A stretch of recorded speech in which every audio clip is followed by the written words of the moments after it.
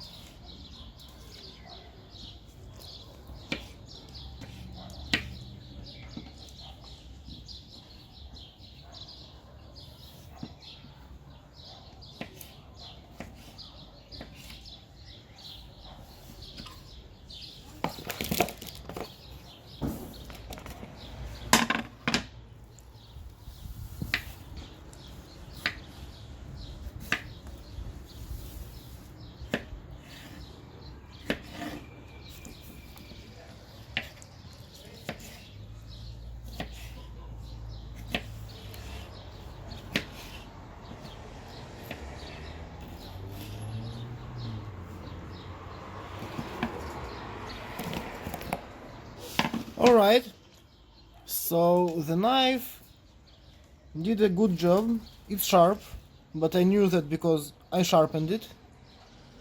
It was rather comfortable to hold despite the asymmetry. Alright, let's move on. We'll add some ginger. Man, if there is something I hate, is peeling. Without a peeler, I mean. Using a knife to peel is like carving. Annoying. Well, I mean, like, kind of like carving, but not food.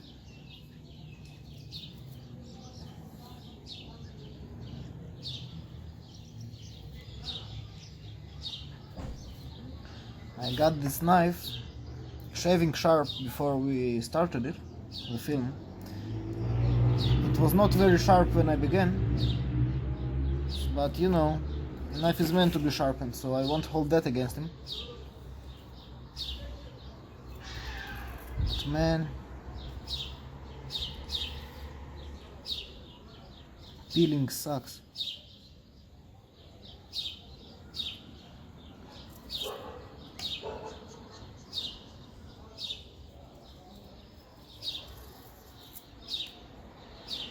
Even though, if I may say so myself, I'm not too shabby at it. Look at these thin, beautiful slices. Yeah. Always remember, it is extremely important to compliment yourself. Because if you won't do it, who will? Right? Yep.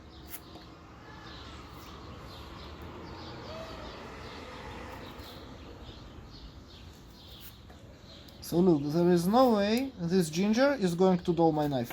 I don't believe it. No knife is that soft. So I'm just going to skip the ginger slicing part, with your permission. Actually, no, why not? We're almost there, right? Let's slice this ginger like it ratted us out in prison or something.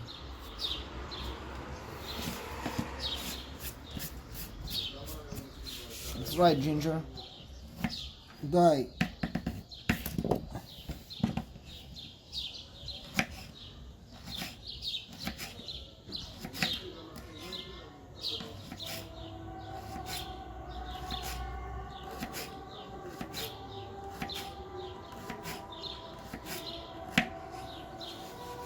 As you can see, I'm not exactly a chef, but this will do its work.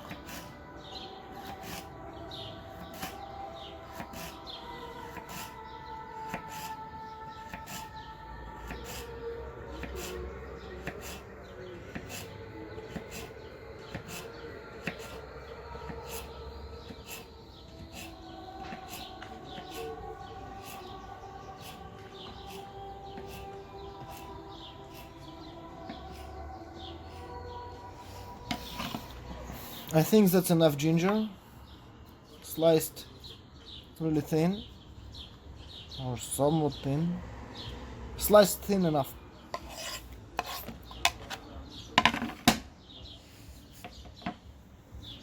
Now, the test of tears, the dreaded onion. Let's cut it, slice it and dice it.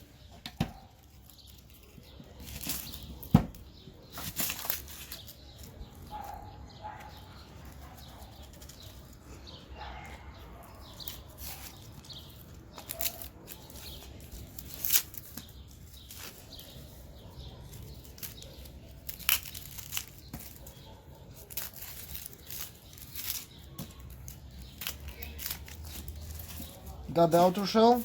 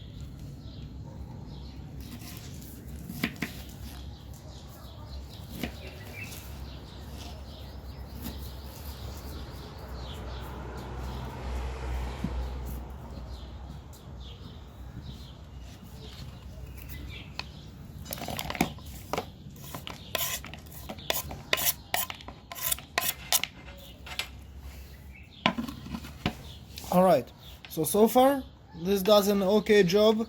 Hey, Jack, no, left. I'm sorry, my dog tried to eat from the table. Evil dog. So like I said, so far this knife does an okay job at being a food prep knife, which is great. And last but not least, some garlic, because everything is better with garlic, except kissing maybe. Don't kiss after you've had garlic, never. That's like it. Okay. So look, I've got to be honest with you, the knife is doing rather well at food preps. It's shaving sharp because again I sharpened it. So I wasn't really expecting any problems here because even Pakistani knives aren't that bad, I hope.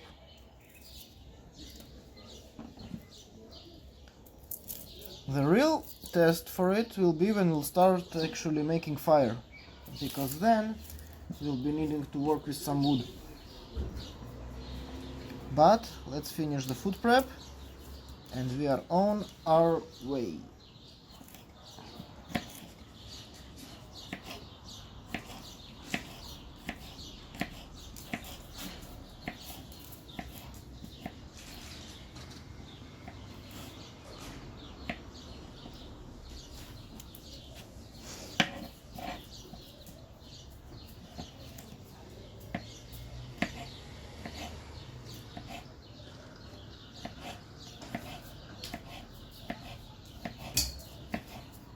Come on, knife, kill that garlic. Man, I hate the last part of garlic when it gets like really small and elusive and slippery and you need to fight it out with it. Garlic is such an evil substance.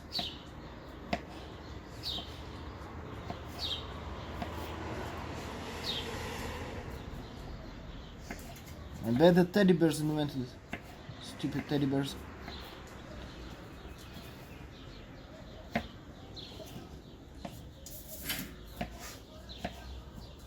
My dog is going crazy over there, trying to climb over the fence or something. I don't really know what it's planning, but well, it's a dog. It can't be good. Okay, so we finished the food prep. Now it's time to ready our tinder. Remember this fat wood? A good folding knife should have no problem slicing it and come out with it with 0 to minimal blade damage. Let's see how this goes. Okay. Oh. This does not go very easy. Let's see some more.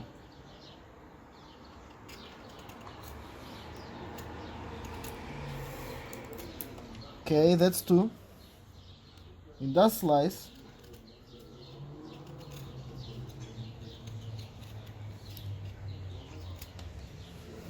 That's 3. Does it retain its edge so far? Okay, so far a bit.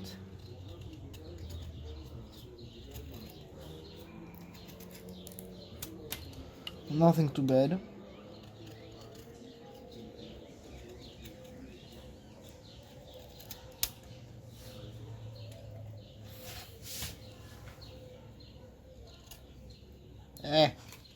Okay, this begins to feel incredibly less slicey. And I don't mean like a little less slicey, but a lot. Wow. It had only been 1, 2, 3, 4, 5, 6 slices on the fat wood, and a fat wood is not very abrasive material. I mean, it shouldn't cause any problem to the edge. I do not quite understand what's going on here.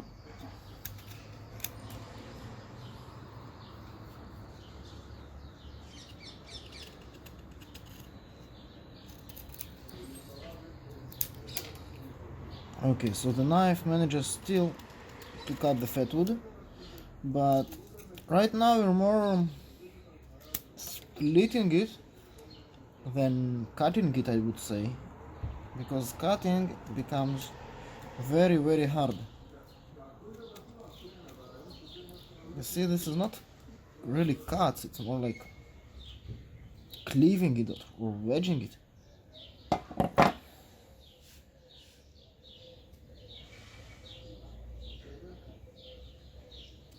The knife here is not sharp almost at all.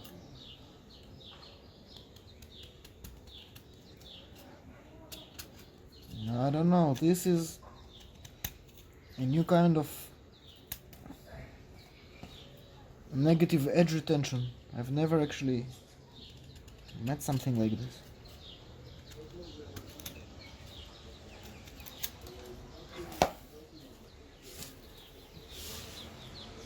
Wow.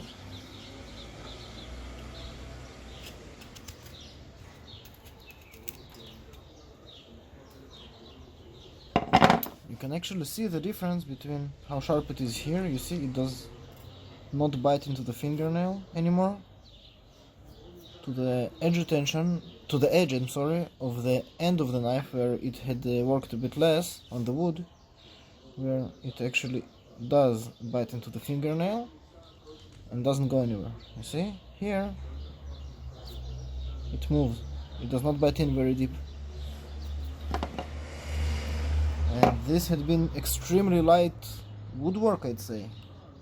This kind of work should not affect the knife that way, not that edge.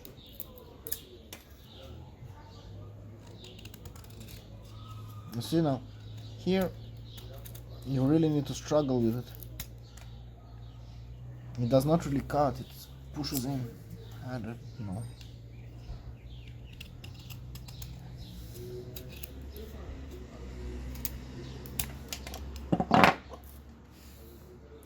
Okay, so it lost some edge. It lost a lot of edge. I'm going to try a paper cut test to see how it went. And remember, it was shaving sharp. It really was, I mean, believe me, before we started. Okay, so we have a paper. Let's try to cut it.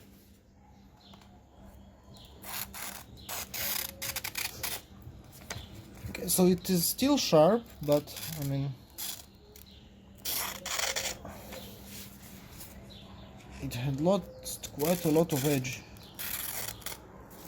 This was hair splitting sharp.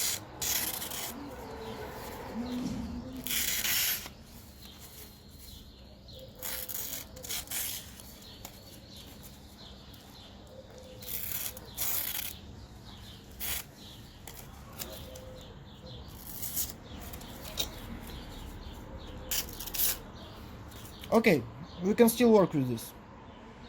Sort of, somehow.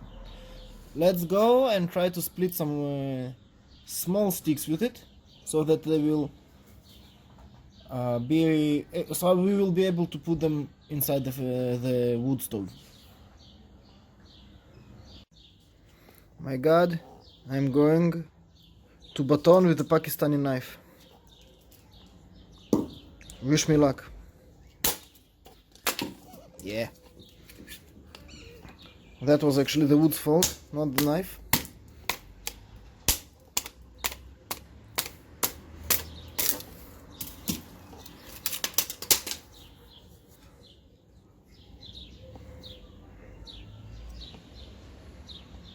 So it went through, but look, you see this glint on the knife? Right here? This was not there before. This requires more testing. Let's baton some more. Now look, everybody, this is a slip joint. This is a non-locking knife. I advise very highly against doing what I do right now. This is for testing in a controlled and safe environment, and I have my first aid kit and my trusted cutie wootie dog ready to help me out here, okay? Do not do this in the field. Slip joints are not meant for batoning.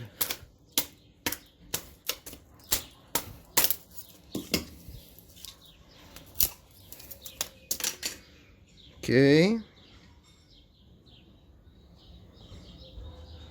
So yeah, this here had gotten deeper and steeper.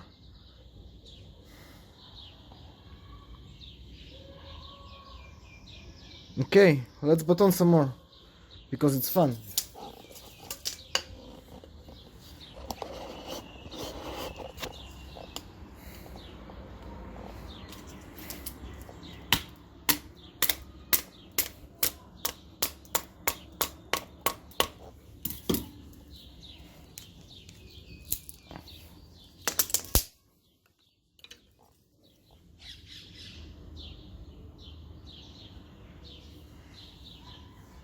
Look, mates, the edge here is taking a beating and it's not good.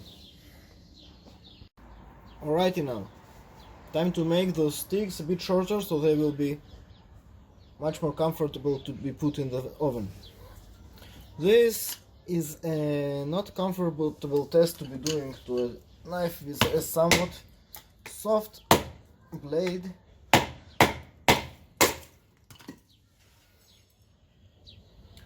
Oh wow. Yeah, this is taking some beating, but you know what?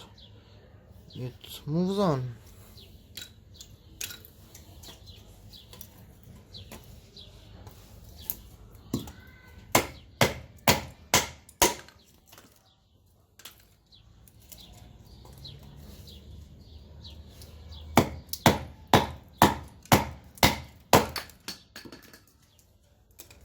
Wow. Okay, this blade is completely skewered, ruined. Wow, that never happened to me. Wait a minute, I'll try to show it to you in a bit different angle. Okay, so what I'm going to try to do here is to show you what happened to the knife. Observe. This had never happened to me on any knife that I have tried or worked with. And I worked on plenty knives. I mean, whoa. I mean, I knew that the test was a bit demanding, but man, this steel is extremely soft. I don't know. I mean, this is a total loss of a knife. Don't buy Pakistani, please. Don't do it. Alright, so to replicate the test, I brought here now a Chinese knife. This is a Ganzo, also a 440C steel, as you can see. And I'm going to try to baton it as well. Because I don't think that this should happen to a 440 steel. I seriously don't think that steel was properly heat treated. Or heat treated at all. I don't know. Jack! Look at this. This is my cutie wootie dog. Yes. Who is a good dog? Stop sniffing the knife. Alright. Back to action. Try number 1.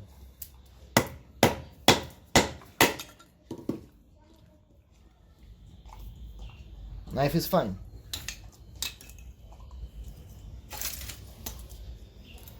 Try number 2.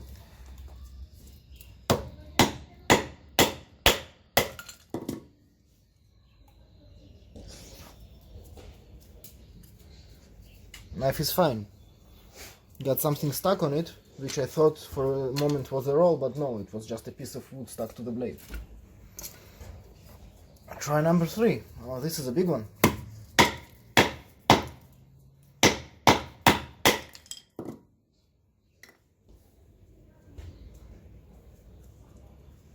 Knife is fine.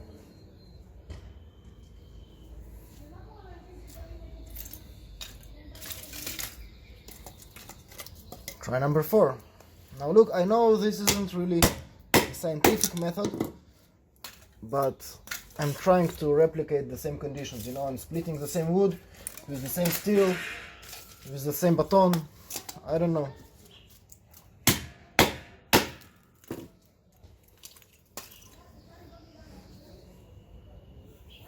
Knife is perfectly fine, hasn't even lost its edge. Man, you can't blame 440 steel for that knife's failure. You just can't. You need to blame the Pakistanis for that. Man, I've never had a knife warp on me like that knife did. Okay, look, this is less dry because this looks like a decent piece of wood. I'm gonna split it as well.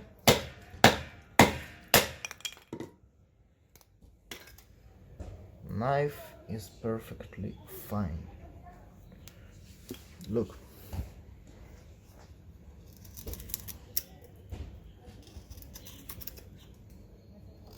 Look at this.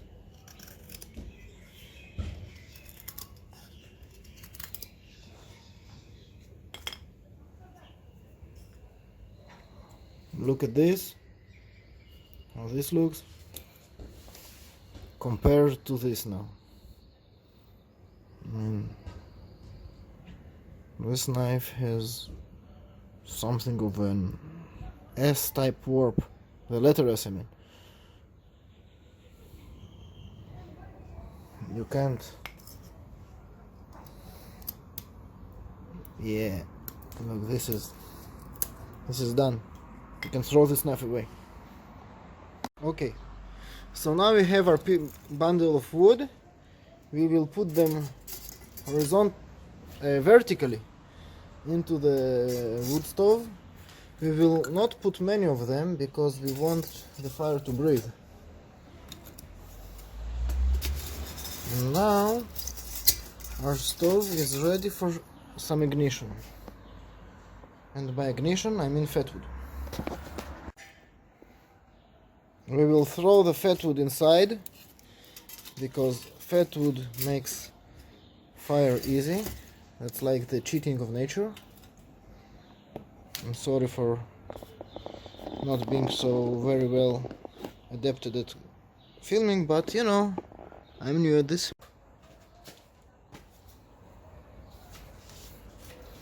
Now we will carve a piece of fat wood, and this carves so much better. You can see that the edge was hurt on that knife even during the carving of the fat wood.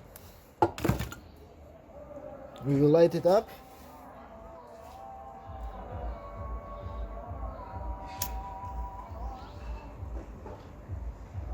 And we will throw it in.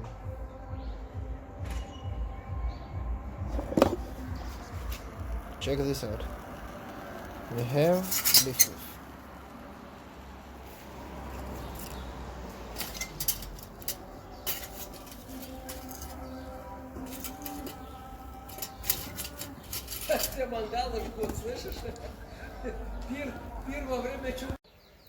Now, to make the meal, we'll just throw everything that we've cut and brought into this little pot. We'll start with tomato sauce. Oh yeah. There we go. 2 cans of tuna in oil.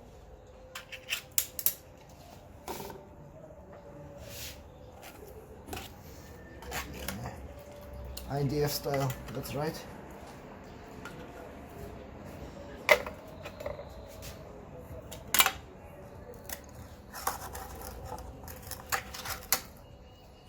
You can actually bend this to make a improvised spoon, something we always used to make.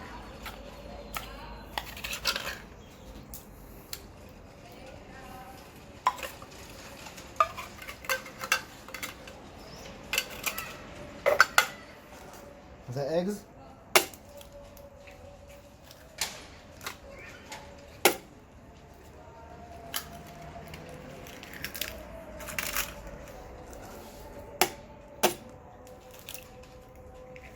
I will need to clean the table a bit afterward, but you know.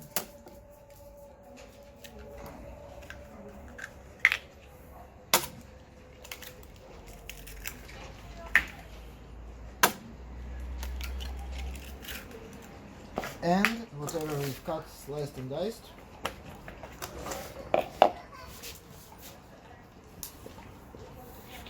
we will now put it on the fire. Yeah, look at this, look at this. Time to stir it a bit and we are good to go. This is going great. Yeah.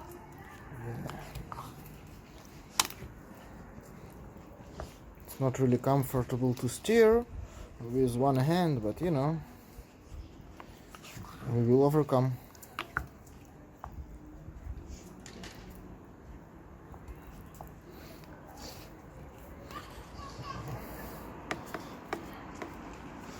This is my easy bushcraft food mix. You just throw everything you can into a tomato soup, add some eggs, some meat, any meat.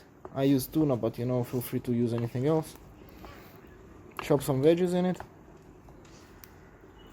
mix it well, and put it on the fire. Now, as you can see, the stove burns pretty well. We'll add some trees there soon, but I mean, look at this. No gas, no alcohol, no nothing. Just wood, some fat wood and a flame. Man, it just does not get any better than that. Look at this. It already starts to boil. I put it in like less than a minute on the fire. This is crazy. Obviously, you will need to replenish the wood from time to time, but I mean, wood is usually free, right? If you've got a forest nearby and you practice bushcraft, you should not have problems attaining wood. Fat wood, well, that's something else. If you want to collect it, collect it. If you want to buy it, well, talk to me. So, what do you think? Well, Mr. Teddy Bear, this knife failed more spectacularly than the French did in World War II. Yep. I mean, if Brazil could play the German team once more and suffer 7-1 loss or carry this knife, you know what they would say?